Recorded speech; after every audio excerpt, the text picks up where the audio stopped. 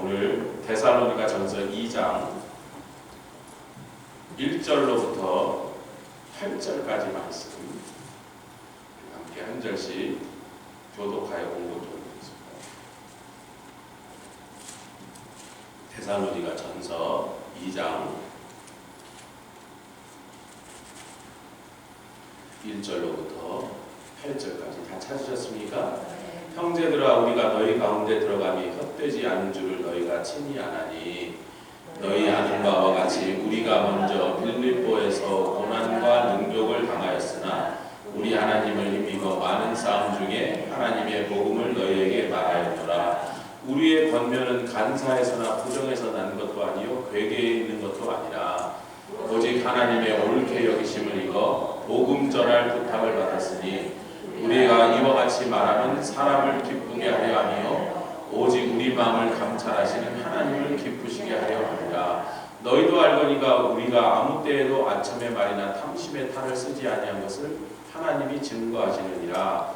우리가 그리스도의 사도로 능히 존중할 터이나 그러나 너희에게든지 다른 이에게든지 사람에게는 영광을 굳이 아니하고 오직 우리가 너희 가운데서 유순한 자 되어 유모가 자기 자녀를 기름과 같이 하였으니. 8절 우리가 이같이 너희를 사모하여 하나님의 복음으로만 아니라 우리 목숨까지 너희에게 주기를 즐겨하면 너희가 우리의 사랑하는 자 되리라. 지난주에는 우리가 말세는 예수님이 오시는 때 이미 시작된 것인데, 그 말세 중에 가장 끝 말세 지말에 우리가 들어와 있다. 지난주에 한 40분 떠는 얘기를 30초 안에 하려고 하니까 아멘 아멘 제가 기억하시는구나 하고 지나가려는데 아멘 안 하시면 말씀이 그 설명을 다시 해야 돼요. 지금은 옆에 계십니다. 지금은 말세가 아닙니다. 말세의 끝입니다. 시한부 종말로 자기 우리에게 그 경각심이라는 무장을 해제시켜버리는 지독한 해를 우리에게 주셨습니다. 그래서 자꾸 성도들이 그런 얘기를 허차 소리야 그런 소리 맨날 했는데 막 한 번도 안 오시잖아. 그럴 때 오세요. 영적인 잠에 빠져들었을 때 안 오시겠지. 그때 오신다. 그래서 아니 예수님이 도둑이라고 표현을 하는 건 너무 죄송한 황송한 말씀인데, 도둑이 아니라 도둑처럼 안 올 거라고 생각할 때 온단 말이에요. 또 지난 시간에 우리가 데살로니가 성도들의 이 모든 신앙의 참 놀랍고 귀한 모습들은 복음을 제대로 받아들이고 재림하시는 주님께 딱 맞추니까 시선을, 그 둘 사이에 중간에 벌어지는 일은 다 그 두 가지 축을 통해서 나타나는 어떻게 보면 당연한 결과예요. 초대교회 성도들은 헤어질 때마다 마라나타 그 문자 그대로 직역을 하면 저기 주님 오시는 게 안 보여 그런 뜻이에요. 주님 언제 오실 거야? 오시니까 힘내. 그런 정도 약한 얘기 아니에요. 저기 주님 오시는 게 안 보이니 너는 그런 뜻이라니까요. 그 말하고 서로 헤어졌어요. 그리고 그때는 자주 만났어요. 매일 저녁마다 모여서 성찬과 애찬을 나눴기 때문에 그 말하고 24시간이 되기 전에 또 만날 건데 그 짧은 시간에 그 말은 뭐예요? 너 내일 나가서 밭에 가서 일하다가도 가게 가서 장사하다가도 뭐 노예는 주인 시키는 거 뭐 마당 쓴다가도 그러다가 예수님 만나는 수가 있다야 그런 거예요. 그럼 그날 밤에 만나서 아예 안 오잖아. 뭐 오지않는데 맨날 그래. 그런 사람이 있었을 것 같아요. 정말로 그런 주님 다시 오심을 사모하고 기다리고 간절히 바라면서 그 마음으로 계속 수백 년 수천 년 살았는데 20세기가 넘어서부터 점점 이제 교회 다니는 사람들도 자기를 성도라면서 아니 뭐 좀 천천히 오시면 좋겠네요. 안 오셔도 괜찮을 것 같아요. 이런 말도 안 되는 현상들이 이 말세 주말에 일이 일어나. 나중에 말세에 고통하는 때가 이르리니. 사도 바울이 그 말할 때 예수님 오신 지 벌써 수십 년이 지난다니까. 말세가 시작되고 수십 년이 지났는데, 그러니까 그 말세를 가리키는 게 아니에요. 말세의 끝이 오니 그때는 완전히 상황이 달라져서 사람들이 하나님 사랑하기보다 자기를 더 사랑하고 돈을 더 사랑하고, 그러니까 당연히 돈 벌면 뭐예요? 쾌락으로 나가서 쾌락을 사랑하는 그 불행하고 위험한 시대가 옵니다. 그 시대가 왔어요. 제가 자랄 때만 해도요, 교회 다니는 사람 공공연하게 돈이나 쾌락을 하나님 더 사랑하는 모습은요, 이거 숨어서는 몰래 했는지 몰라도 절대로 창피해서 그런 모습을 절대로 보여주지 않으려고 노력했습니다. 지금은 뭐, 아니 내가 내 돈 갖고 쓰겠다는데 뭐 당신이 뭔데 이러고 누나를 끌어내요. 목사가 뭐라고 말도 못해. 또 저러다가 삐져서 교회 안 나면 어떡할까 그래서. 그러니까 시대 정신이, 시대의 양상이 이렇게 바뀌었다는 거예요. 제가 어렸을 때가 500년 전 조선시대 아닙니다. 70년대, 80년대 얘기라는 거예요. 불과 3, 40년 전까지만 해도 그런 분이에요.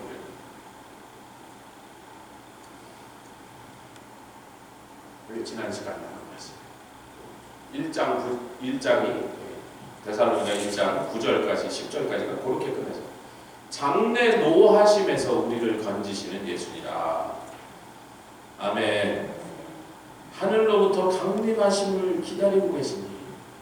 장래 노하심은 뭘까요? 대환란입니다. 어떻게 보면 환란은 이미 시작되어 있어요. 하여튼 제가 요즘 여러 가지 AI나 첨단 산업에 대한 얘기들 많이 이제 제가 너무 그런 거에 아는 바가 없어서, 장로님은 저보다는 더 아실 건데, 제가 워낙 컴퓨터니고 이런 거에 대해서 기본적인 지식조차 아는 게 없어서 제가 좀 많이 공부를 하고 있는데, 전문가들 얘기 많이 듣고 있습니다. 10년 안에 전기 사용료가 10배까지 늘어날 수 있다. 전문가들. 조금 이따 AI를 탑재한 그 반도체가 요만한 것이 7,000kW를 쓸 거예요. 요만한 칩. 7,000kW 여러분 집 다 돌려요. 요만한 놈이 그렇게 쓸 거예요. 좀 이따 나오는 그 만드는 회사에서 계산한 거니까 정확한 얘기가 아니에요. 카이스트 박사들이 지금 하는. 그때쯤 되면 전기세가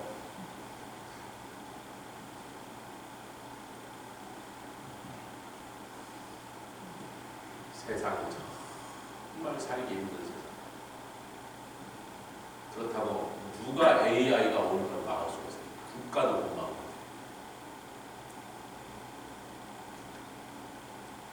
환란이 이미 시작됐다고 봐도 돼요. 대환란까지 아직. 우리 그 카운트다운에 이미 들어가 있는 것 같다는 느낌이 들어요. 근데 지금 그걸 보면서 우리가 마음이 막 힘들어지고 복잡하려고 했던데, 이 말씀으로 우리를 하나님 일깨우시게, 좋은 때다. 왜냐하면 그런 일이 반드시 일어나야만 엄청난 늦은 비의 성령의 역사도 바로 그때에 부어지실 거니까, 우리는 마귀가 하는 일이 더 중요해요? 성령이 하실 일이 더 중요해요? 마귀가 하는 일에 신경을 써야 되겠어요? 그놈이 뭐 세상을 힘들게 하고 망치고 막 죽게 하고 하는 일에 신경을 써야 되겠어요? 성령의 바람이 어디서 부나 성령의 물결이 저 뒤에 오는 게 혹시 저 성령의 물결 아닌가? 성령이 오셔야만 크고 영화로운 날이 시작돼요. 여러분 분명히 구약에는 크고 두려운 날이라고 그랬거든요. 근데 사도 바울이 성령 오신 날, 오순절날 크고 영화로운 일이라고 약속하셨다고 그래요.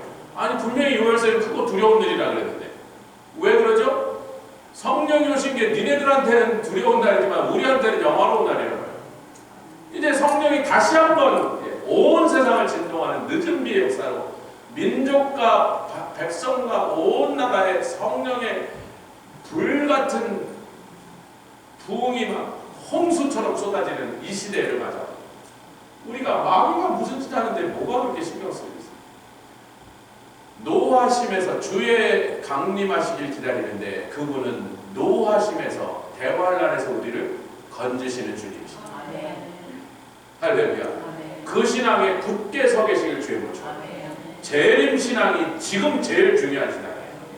그리고 그 재림 신앙은 성령의 늦은 비의 역사와 딱 맞물려 있는 것이기 때문에 그럼 둘은 거의 뗄래야 뗄 수 없는 관계란 말이에요. 거의 동시다발적으로 일어납니다.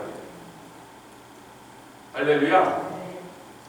그쯤 하여튼 2장으로 들어갔더니 전혀 다른 얘기를 하면서 사도 바울이 이런 겁니다. 우리가 너희 가운데 들어감이 헛되지 않은 줄을 너희도 알고 우리도 알고 누구도 안다?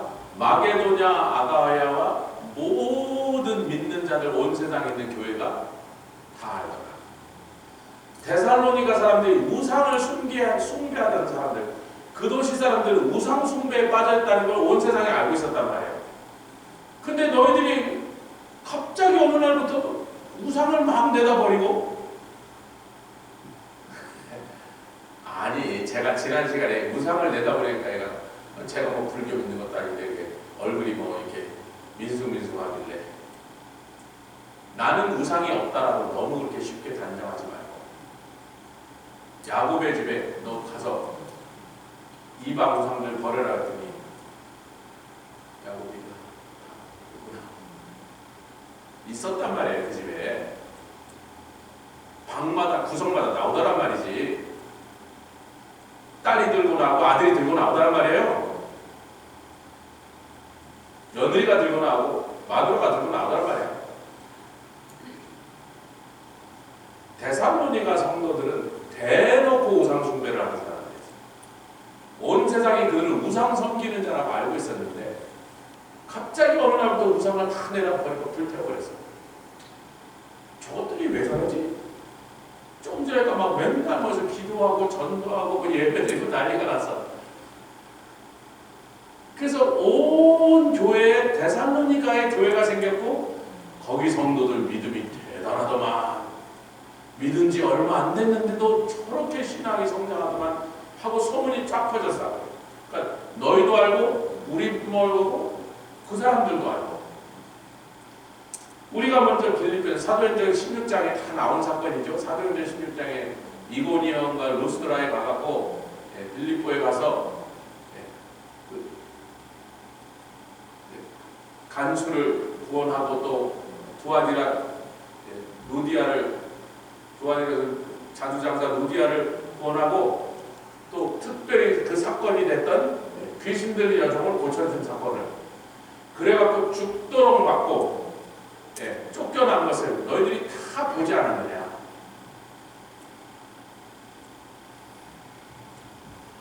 하나님의 복음으로 인하여 고난과 능력을 당한 것을. 그럼에도 불구하고 우리가 너희 동네에 오자마자 조금 전에 복음 때문에 죽도록 맞고 또 쫓겨났는데 유대인들이 막 죽이려고 덤벼드는데 그걸 피해 오자마자 너희 동네에 오더니 우리가 그래서 그다음부터 무서워서 입을 다물어두냐? 너희들에게 와서 복음을 그대로 또 전해. 그때 빌립보에서 그러고 온 지 며칠 안 됐기 때문에요. 시퍼렇게 맞은 멍자국이 온몸에 있어서 아마 안티프라빈 맨날 발라줬을 거예요. 그러니까 성도들이 어디서 이렇게 맞았습니까 도대체. 보아하니 배운 사람인데 무슨 도둑질 했을 것 같이 한데 무슨 죄를 져서 이렇게 두들겨 맞았습니까? 죽지 않을 만큼 하나 감염 매를 맞는 거예요. 40대면 죽으니까 39대 맞는 매예요, 여러분. 40대 맞으면 죽는다 그래서 39대에서 끝찌게 맞는 매를 맞고 왔다고. 여기가 아마 뼈가 으스러졌을지도 몰라요. 살이 터졌을 거라고.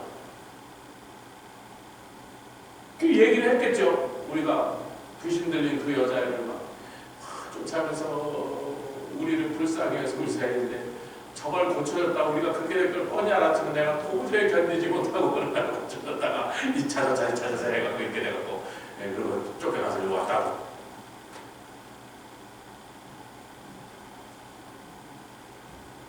여러분 사람이 죽기를 각오한 결기로 하면요, 거기에는 거짓이 끼어들 찬스가 없어요.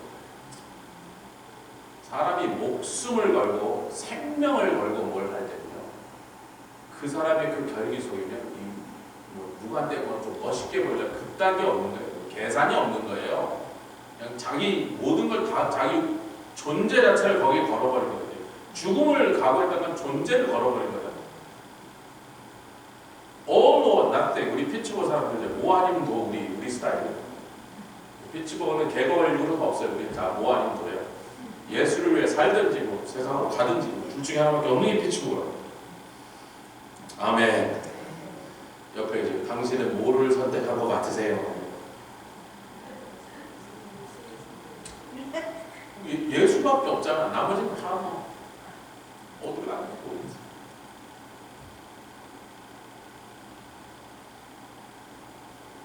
하도 하고 싶은 거 안 하고 가고 싶은 데 안 가고 뭐 사고 싶은 거 안 사고 하도 몇십 년 그렇게 살았더니 주님 이제 너 하고 싶은 거 해줄게 했는데 몇 달이 지나면 생각이 안 나는 게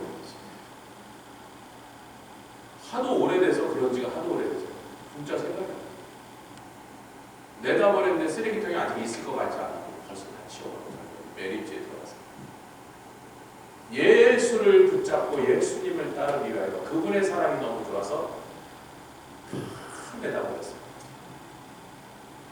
그래도 주님은 생명까지도 필요하다는 이유가죠. 그 생명까지 드리겠는가. 이 신앙이 원초적이면서도 중요한 질문. 내 목숨까지라도 아깝지 않게 주님이 요구하신다면 드리겠다. 그래서 우리의 권면은 간사나 부정이나 괴계에서 나온 것이 아니라 이 간사란 말은요, 그냥 여러분 적으셔야 돼요.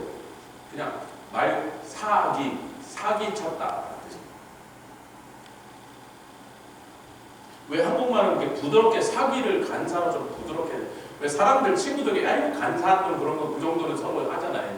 아니 그런 건 참 늘 간사한 것 같아. 친구들끼리도 장난으로라도 그 정도가 아니고 사기쳤다고 뜻입니다. 헬라어 사전에 사기라는 단어 외에는 다른 뜻이 없어요. 플라네라는 단어입니다. 사기. 부정하다는 건 말 그대로 부정하다. 아까 우리가 purificame, purify me의 반대말이죠. impurity라는 말. 뭔가 하여튼 더러운 게 꼈어. 괴계는요, 거짓말로 사람을 속인다 그런 뜻입니다. deceive라는 뜻입니다. 뭐 한국말로 막 어려운 말은 다 써라고 간사, 부정, 괴계 그러니까 뭐 차이는 뭐고 공통점은 뭔지 잘 모르겠는데 다 나쁜 거예요. 우리가 너희들에게 예수를 믿으라고 복음을 제시할 때 거기서 무슨 조금이라도 다른 동기가 있었겠느냐? 왜 우리가 복음을 전하다가 이렇게 두들겨 맞은 걸 한번 바라봐. 살이 터져갖고 온 몸이 성하지 않게 두들겨 맞고도 그러고 니네한테 와서 또 그 얘기를 전하고 있으니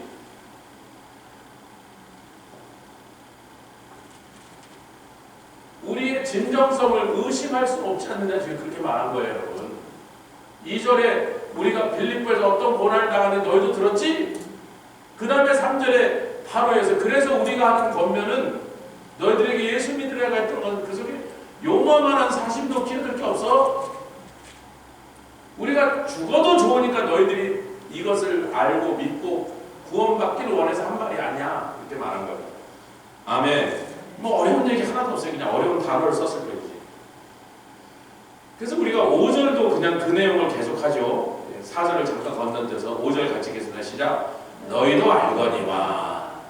이거는 우리가 너희와 빌립보에서 당한 일을 통해서 복음 전하는 게 진정성을 너희가 봤지만 우리가 너희랑 3주 있으면서도 나중에 그 얘기를 꺼내죠. 내가 필요한 사람들의 내 동행에 먹을 것까지 텐트 입고 있었던 거 너희가 벗지 않았느냐? 그래서 5절 읽겠습니다. 시작. 너희도 알거니와 우리가 아무 때에도 아첨의 말이나 탐심의 탈을 쓰지 않았다. 아첨의 말은 한국말로나 헬라어나 똑같이 정확하게 아첨의 말 그런 뜻입니다. 탐심이라는 말도 탐심도 똑같은데 탈이 뭐냐면 그런 척하더라, 쇼하더라 그런 뜻이에요.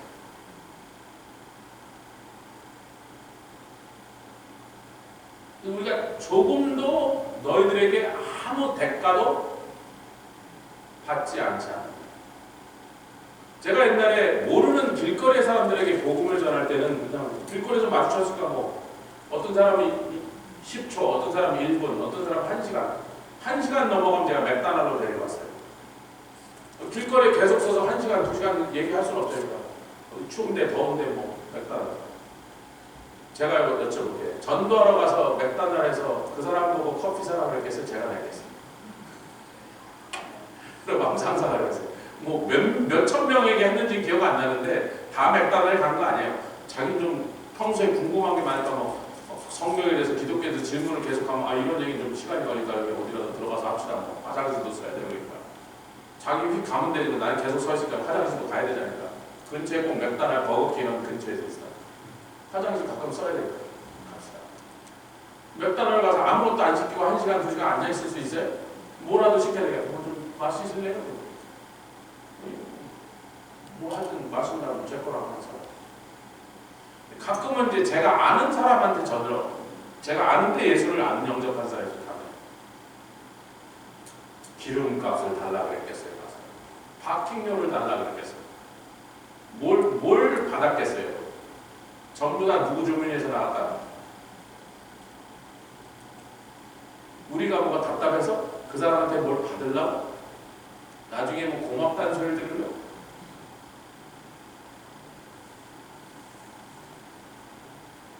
사람들이 제가 전도해서 구원받은 다음에 고맙다는 소리 별로 안 해가지고 제가 그게 참 이상했어요. 아니 내가 뭐 커피도 사주고 별거 아니었지만 그래서 시간을 4시간을 쓰고 4개수를 써갖고 자기한테 그렇게 해갖고 예수를 결국 믿게 됐으면 나 같으면 너무 고마워서 뭐라도 좀 이렇게 고마운 표시를 했을 것 같아. 제 같으면요. 근데 거의 그런 사람이 없었어요.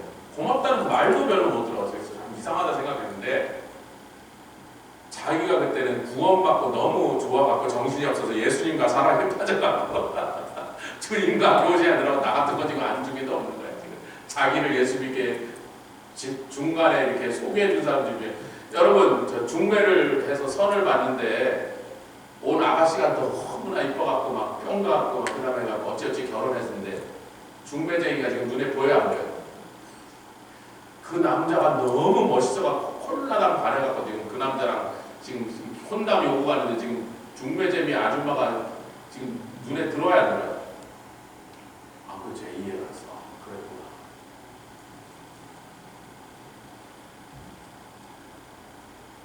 그리고 4절을 보니까 4절로 돌아가 보니까 너희가 그렇게 한 것은 사실 진짜 중요한 게 아니고 하나님이 우리가 하는 이 행위를 보고 계시는데 첫 번째 4절 시작 오직 하나님의 옳게 여기심을 받았다. 무엇을 하기에 옳게 여기심? 우리를 복음 전할 만한 사람으로 옳게 여기서 인정하셔서 여러분 여기 옳게 여기심과 그 뒤에 나오는 마음을 감찰하시다는 게 헬라어 같은 단어가 있어요. 좀 한국말로 어감이 좀 이상한데 도끼마조예요. 도끼맞았다가 아니고 도끼마조예요. 도끼마조. 우리가 헬라말에 가끔 헤메라가 데이라는 뜻이에요. 날이라는 뜻이에요. 그래서 우리가 30년 전에 헬라어를 배울 때 95년에 96년에 처음에 신학교 가서 헬라어 히브리어 배우는데 막 너무 어렵잖아요. 가끔 이렇게 헤메라 그러면 막 하루 종일 헤맸습니다. 하루 뭐 그렇게 내리 그렇게 외웠어요. 도끼마조가 무슨 말이냐면요. 테스트 해가 실험해서 통과했다는 뜻이에요. 감찰하셨다는 그 뜻과 옳게 여겼다는 뜻이 같은 단어에서 나왔는데 그것은 그냥 하나님 보고 아이고 최민경 목사님 보고 아이고 착하게 생겼네 제 복음 전해라 그러면 딱 좋겠는데 그게 아니고 복음을 전할 증인으로서의 자격을 가지고 있는지 확인을 하신 다음에 확인했더니 확인이 됐더라. 통과됐더라. 그래서 우리에게 복음을 전할 사명을 부탁하셨다.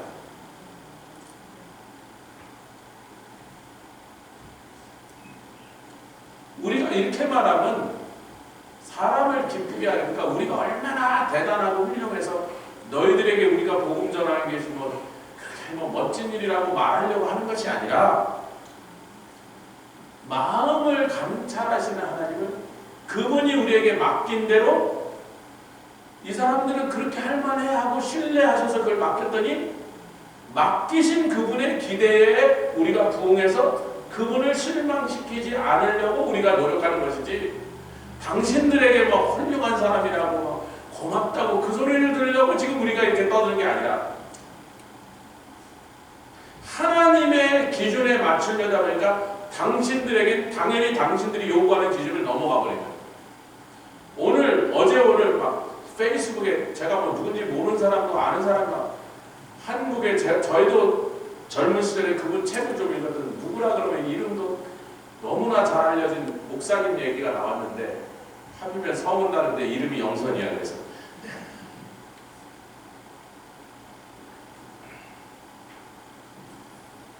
이분이 큰 교회를 목회하셨을 뿐만 아니라 베스트셀러를 너무 많이 써서 베스트셀러 작가로서 한국교회에 굉장히, 제가 그래서 젊은 시절에 그분의 책을 나오고 읽었어요. 우리 집사람도 좋다고 제가 읽는 책을 나중에 읽었어요. 책을 참 잘 쓰시더라고요. 이분이 그 큰 교회에서 이제 은퇴를 하고 난 다음에 다른 목사님한테 물려줬는데 자기 아들이 또 목사가 됐으니 이제 세습을 시키면 이제 요즘 자기 아들을 목사시키면 막 온 사막에서 비난이 나니까 그건 안 하고 물러난 교회다가 은퇴하고 난 다음에 이런 거예요. 우리 아들이 이제 목사 안수 받고 어디다 개척을 하니까 45만 좀 우리 교회에서 좀 주셨으면 좋겠습니다.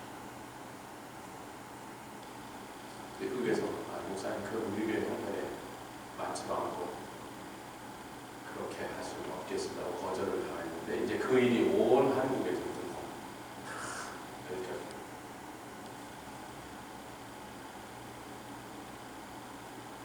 제가 만약에 우리 자녀애가 목사가 되고 개척을 한다면 피츠버그 한인교회다가 여기서 잘하면 우리 자녀이 장로니까 우리 장로님 좀 잘 모아가고 어떻게 재직해서 좀 얘기하셔가지고 10만 원이라도 좀 마련해 주시면 안 될까요? 라고 했을까? 같은 영선이끼리 얘기하는 거지. 저 같으면 교회에서 준다 그래도 제가 거절했어요. 왜? 저희 아버지의 이름 되면 우리가 잘 알았던 교단에 가면 신학교도 공짜로 다닐 수 있고 수많은 혜택을 받을 수 있는데 하나님 너 거기 있지 말고 하나님의 성회로 가. 물론 성령의 역사를 배우고 오순절 신학을 저에게 주시려고 한 것도 있지만요, 그보다 더 근원적인 건 본토 친정 아비 집을 떠나라는 거예요. 너희 아버지 그늘에서 아버지 후광으로 덮으면서 살면 하나님의 사람 된다 안 된다.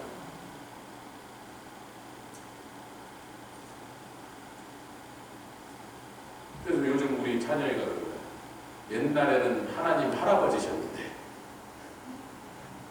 아버지의 하나님이셨는데 어머니의 하나님이 할아버지였는데 지금은 아닙니다. 내 아버지입니다.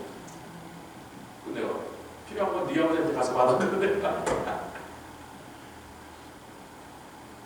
우리가 사람한테 뭘 바래요? 뭘 원해요? 사람한테 뭘 받을 거야? 사람한테 무슨 칭찬을 받은 뭐해요? 사람한테 칭찬을 받은 뭐하냐고? 마음을 감찰하시는 하나님, 속일 수 없고 속지 않으시는 하나님이 이 사람을 내가 복음을 전할 만한 깨끗한 그릇이라. 내 증인, 여러분 증인이 충성도가 제일 높아야 되거든요. 증인은요, 그 왕이 전하는 메시지를 전하러 이웃나라 갔다가 대부분 목이 이 머리하고 마디가 따로 돌아오는 경우가 더 많았습니다. 많은 경우 그 국서에 뭐가 써있는지도 몰라 자기는. 근데 그 국서를 받은 쪽에서 이 죽일 놈하고 자기 목을 자를 내용이 있어도 그걸 모르고 가서 갖다 전하는 거예요. 그게 얼마나 충성되고 심지가 없고 그 그러면서도 지혜가 있고 말하는데 조리 있게 말할 수 있는 그 사람을 얼마나 선별했겠어요. 많은 신하들이 있지만 그 많은 신하 중에 왕이 정말 믿고 안심하고 보낼 만한 사람을 선별한 거예요. 저와 여러분들에게 복음을 증거하신 하나님을 찬양합니다. 우리가 볼 때 우리가 그렇게 시원찮은 것 같이 보일지는 몰라도 그럴 수도 있겠지만 하나님은 우리를 복음을 전하는 데 합당한 사람으로 옳게 여기셨다는 거예요. 그리고 계속 마음을 감찰하신다. 내가 맡기고 기대한 그거대로 하고 있나? 아니면 가서 딴짓 하고 있나? 복음 전하면서 지주머니를 채우려고 하고 있나? 목회하면서 자기 집안을 풀리려고, 재산을 풀리려고 하고 있나?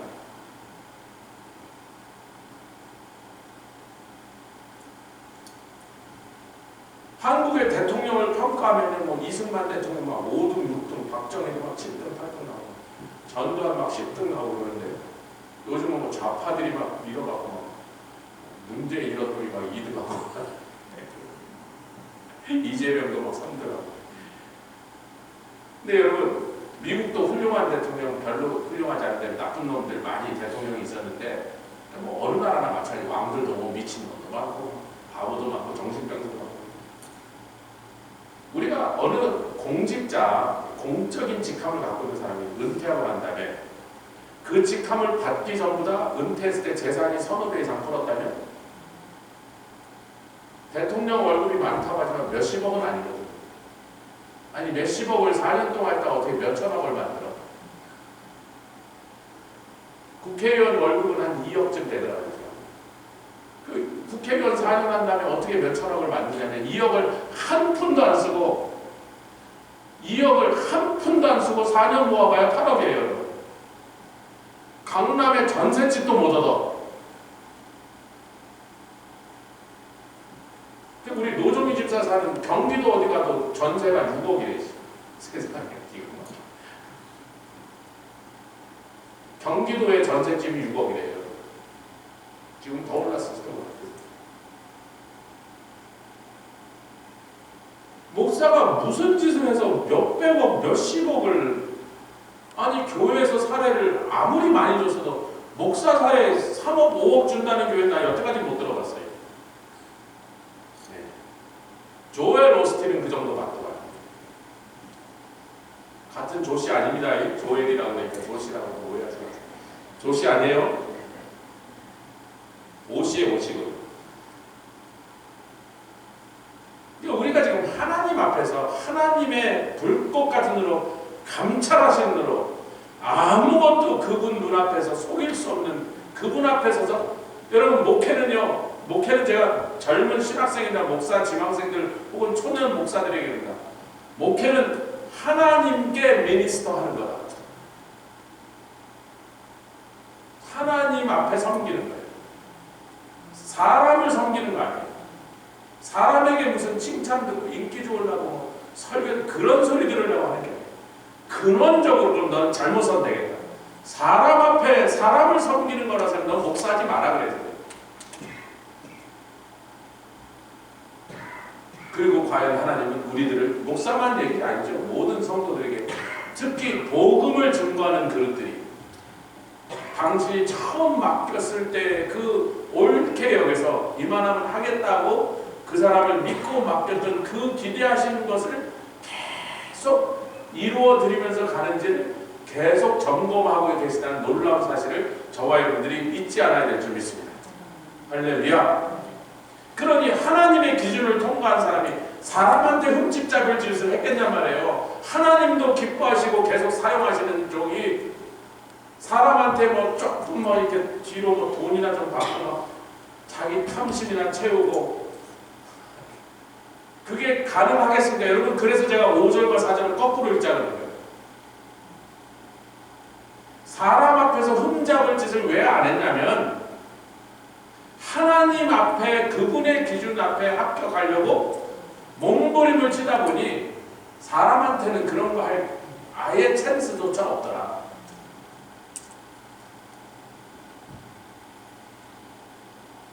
할렐루야. 6절에 계속 읽겠습니다. 시작. 우리가 그리스도의 사도로 능히 존중할 터이나 그러나 너희에게 다르게 되지 사람에게는 이득도 구하지 않지만 영광, 칭찬도 구하지 않는다는 거죠. 사람한테 무슨 선물이나 뇌물이나 하여튼 물자로 끝나는 거 그런 것도 구하지 않지만 사람에게 영광도 구하지 않아요. 무엇으로 만족해? 주님이 야 내가 너를 믿고 맡겼더니 네가 내 마음을 시원하게 해줬구나.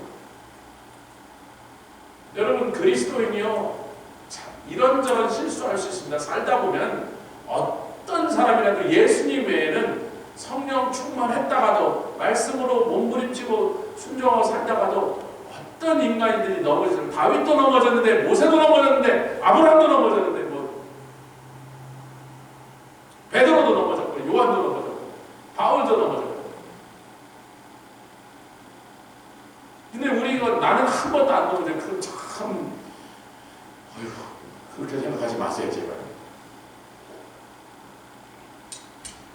그러나 사도 바울이 우리가 전한 복음 외에 다른 복음을 전하면 하늘로 온 천사랄지라도 저주를 받으시다. 천사는 원래 뭐하는가? 메신저예요. 천사란 말이 메신저. 메신저가 왕이 저쪽 왕에게 전달하고 하는 말을 쥐가 중간에서 마음대로 바뀌면 그놈은 돌아오면 능지처참을 당합니다. 절대로 용서받을 수 없죠. 거짓 복음, 가짜 복음, 복음 같지만 내용이 살짝 바뀌어서 복음으로 아닌 것으로 전하면 하나님이 용서하실 수가 없다는 거예요. 뭐 인간적인 실수 하라는 게 아니야. 그러나 그런 거는요 하나님이 상황을 봐서 정상 참작해서 좀 살살 때릴 수도 있고 이번엔 봐줄 테니까 다음엔 하지 마라 그렇게 하실 수도 있는 거예요 여러분. 그렇잖아요. 우리가 뭐 넘어질 수 있어요. 실수할 수 있다. 이거 봐서 아이고 한 번은 내가 넘어가서 다음에 또 그러면 재미없어? 그러다가 두 번 그럼 그 다음에만 회초리 하나 들어서 막 살짝 때리다가 그런 무슨 정상 참작이라는 게 있는 거예요. 근데 정상 참작이 끼어들 수 없는 게 뭐예요? 복음 자체를 건드려요. 그래서 오늘날 많은 설교자들이 복음을 떠나서 복음과 약간 다르게 복음에다 뭐 덕지덕지 붙이고 복음에서 뭐 핵심을 몇 개 빼내고 사람들이 싫어하니까 제가 볼 때는 하나님 앞에서 용서받을 가능성은 제가 볼 때 거의 제로라고 봐요. 그거는 용서할 수가 없어요. 그래서 우리가 저 복음을 전했는데 나중에 우리가 그 복음의 내용을 개정해서 바꾸면 우리든지 하늘에서 온 천사들이라도 복음을 건드리면 저주를 받을 줄 알아. 여러분 그런 엄중한 경고를 우리가 심각하게 받아들여야 돼요. 교회가 복음에서 벌어나는 온갖 썩어빠진 짓들이 벌어져요. 설교자가 복음에 딴짓하면 그 다음에 미친 짓하고 별별 더러운 짓을 하는 거예요.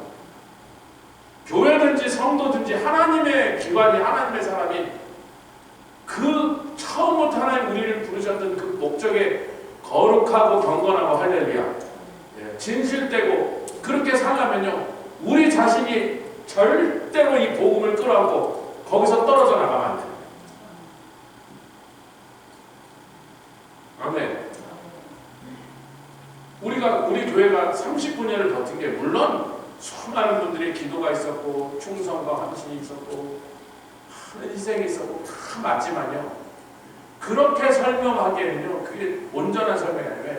그러다가도 또 떠나간 사람도 있고 그러다가도 또 시험에 빠져서 막 세상으로 간 사람도 있고 그러니까 그 사람은 그때그때 하나님이 그 사람들 쓰신 건 맞는데 저와 여러분도 지금도 쓰시고 있는 게 많은데 그거보다 훨씬 중요한 본질 핵심을 얘기해요. 우리 교회가 복음에서 떠나지 않았기 때문에 우리 교회가 여전히 서 있고 하나님 여전히 우리를 사용하시고 우리에게 복을 주시고 부흥을 주시고 능력을 주시고 아멘 은사를 주시는 거예요. 복음에서 벗어나지 않아요. 교회가 살아남고 성도가 온전히 서 있는 거죠.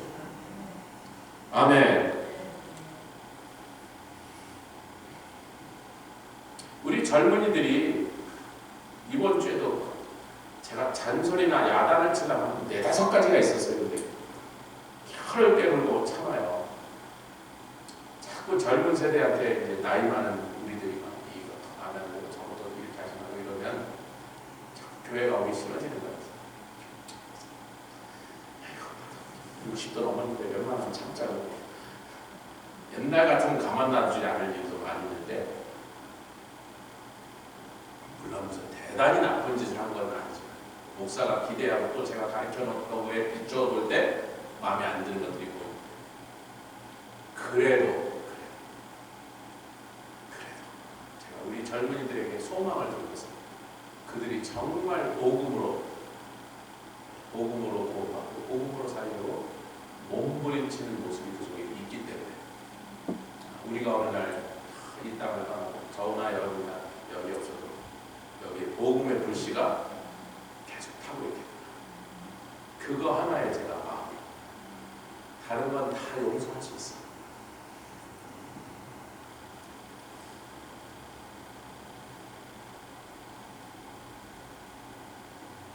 할렐루야. 이제 우리 다음 주에 7절, 8절 하고 다음 주에 9절부터 12절까지인데 이제 요약을 하자고 했습니다. 7절, 8절은 엄마, 유모가 되었다 그래요. 그 유모란 말이 진짜 유모라는 단어를 썼어요. 유모는 뭐예요? 젖을 주는 사람이죠. 여기서 왜 내가 엄마라고 안 하냐면 그건 좀 이상하잖아요. 사도 바울이 남자인데다가. 그래서 이제 영적인 원리를 세상 사람들에게 손쉽게 말하는 비유적 표현을 쓴 건데, 유순한 사람만 젖이 나오는 게 아니라 젖이 나오면 유순해집니다. 이 말을 여러분이 잘 못 알아들으실 것 같아요. 여자가 가장 행복을 느낄 때 세 가지 중에 하나가 젖을 줄 때. 젖을 줄 때 엔돌핀이 평소에 1000배가 나옵니다. 젖 주는 거는 굉장히 불편하고, 제가 우리 애들이 젖 먹을 때 보니까 잘못하면 이빨이 좀 났으면 막 물고 막 이러니까 굉장히 괴롭고 짜증나고 피곤하고 막 아주 불편한 일인데, 엄마가 자식이 젖을 달라고 그걸 거절하지 못하는 이유가 젖을 주는 동안 엔돌핀이 어마어마하게 나와갖고 굉장히 행복하게 만들어요. 남자인 저는 도저히 이해는 잘 안 가지만, 저는 우리 젖이 좀 부족해서 맨날 젖병 물리는데 엔돌핀은 안 나오더라고요. 제가 우리 조아랑 많이 젖을 물렸다고 해요. 찬영이도 몇 번 했지만 주로 좋아하고 해요. 찬영이를 뱃속에 가지고 막 있던 다니까 일어나지도 못하니까 할 수 없이 뭐 큰아이는 뭘 먹여야 되는데 제가 젖병 싸면서 이렇게 젖을 주는데 불편하잖아. 애가 막 복잡하고 서로 몇 번씩 그러고 있으니까 엔돌핀이 안 나오니까 참 힘들더라. 근데 여러분들은 엔돌핀이 나와서 그 힘들고 귀찮고 불편한 시간인데도 행복함을 느낍니다.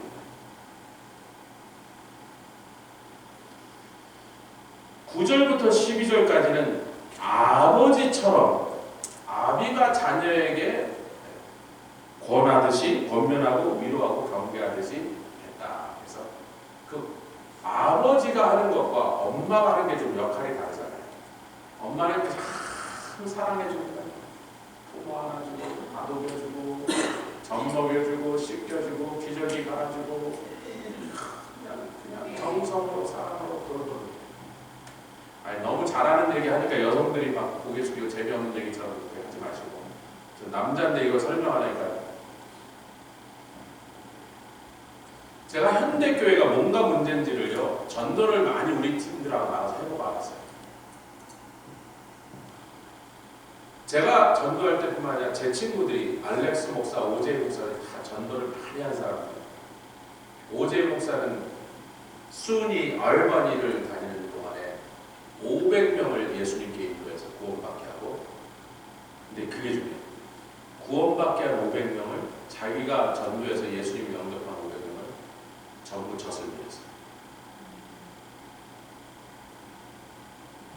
맨날 씨 받아서 난 원래 골대가인 줄 알았어요. 태권도만 하고 해서 운동만 잘하지 머리는 돌려야 돼.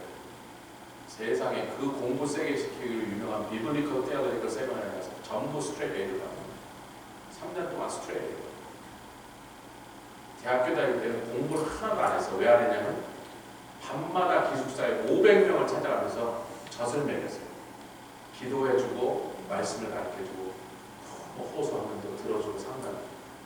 500명. 씨 맞은 것도 기적이지. 공부 잘한 거예요 그 말은. 우리 알렉스 목사는 제가 말했잖아요. 술 먹으면 안 뒤엎게 술 먹으면 또 무슨 교회 가고 이상하게 또 우리 교단 교회들만 가서 이렇게 뉴스 그룹을 만들지만 50명 만들어준데 80명 만들어준대. 전부 다 자기가 예수 믿게 해요. 50명, 80명. 그 하버드 갈 성적을 받은 사람인데 대학교 때 성적이 그렇게 샤이닝하게 안 나와요.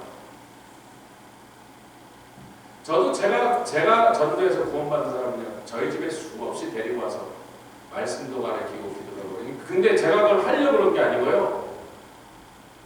태어난 새끼는 전 냄새를 찾아가요. 눈이 아직 안 떠졌는데 저에게 옵니다. 아니 나도 지금 구원받은 지 6개월, 1년도 안 됐는데 내가 뭐 성경을 제대로 합니까? 무슨 신학을 배웠습니까? 뭐 내가 뭐 영적으로 엄청나게 성장을 했습니까?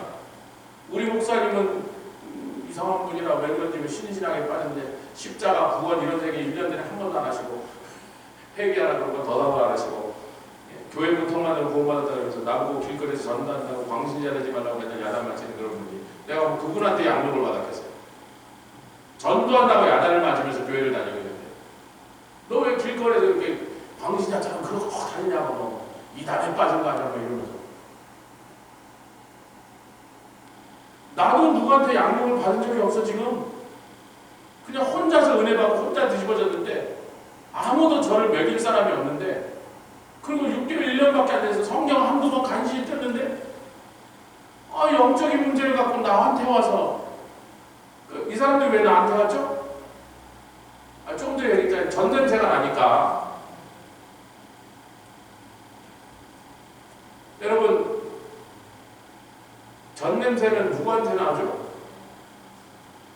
전 나오는 사람한테 나오지. 그 사람은 왜 갑자기 젖이 나오죠? 애를 낳았으니까. 여러분 이게 창조의 원리와 구원의 원리와 똑같습니다. 여러분 우리가 본어비에 냈다 그러잖아요. 거듭났다. 그럼 그전에는 안 살았나? 그전에 살았는데 영으로서 다시 태어났단 말이에요. 아멘. 거듭났어요. 근데 영적으로는 그 태어난 것과 똑같은 어떤 모습을 가지고 있는 거예요.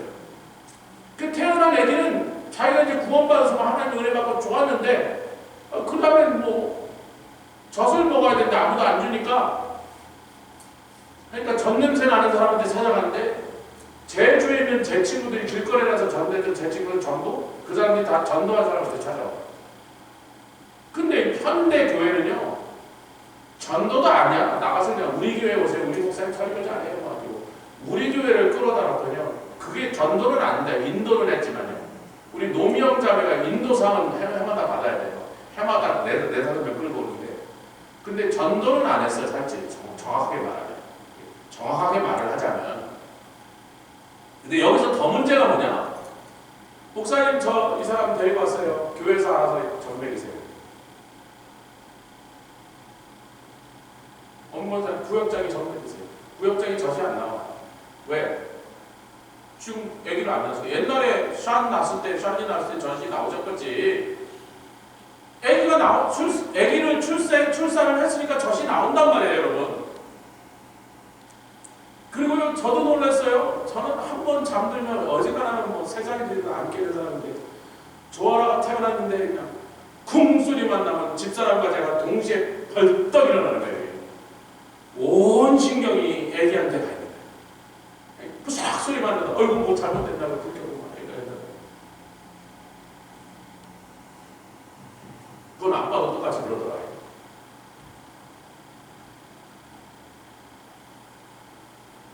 교회가 그룹 리스판서빌리티로 젖을 주라고 하니까 사실 아무도 제대로 안 해요.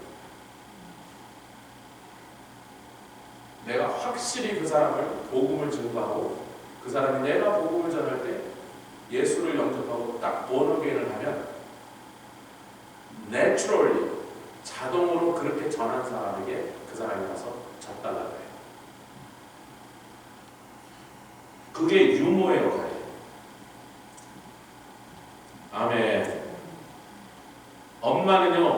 목숨까지 주기를 즐겨합니다. 아버지의 사랑은 좀 달라요. 아버지의 사랑은 좀 엄한 사랑이죠. 아버지는 훈육을 하는 거고 엄마는 그냥 다 주는 거예요. 다 주는. 임신하고 출산한 것도 힘든데 그 다음에 그 아이를 수유하고 돌보는 하고 여자는 도대체 살찔 시간이 없는 거예요. 자기 건강을 회복한다고 쉬지 못해. 그냥 그 애기한테 아낌없이 주고 자기가 막 착착 빨라들어. 다음 주에는 아버지의 사랑에 대해서 얘기하고 오늘 여기까지 결론을 내는데 지금부터 여러분 다르게 하시오. 제가 그래서 전도팀장인 우리 웨스 보고 제가 그 얘기를 몇 년 전에 했어요. 네가 전도에서 낳은 새끼는 네가 전도. 어느 정도 전 먹고 조금 이제 걸어 다니고 그러면 목사가 돌보고 구역장이 돌보고 교회가 돌보고 그렇습니다.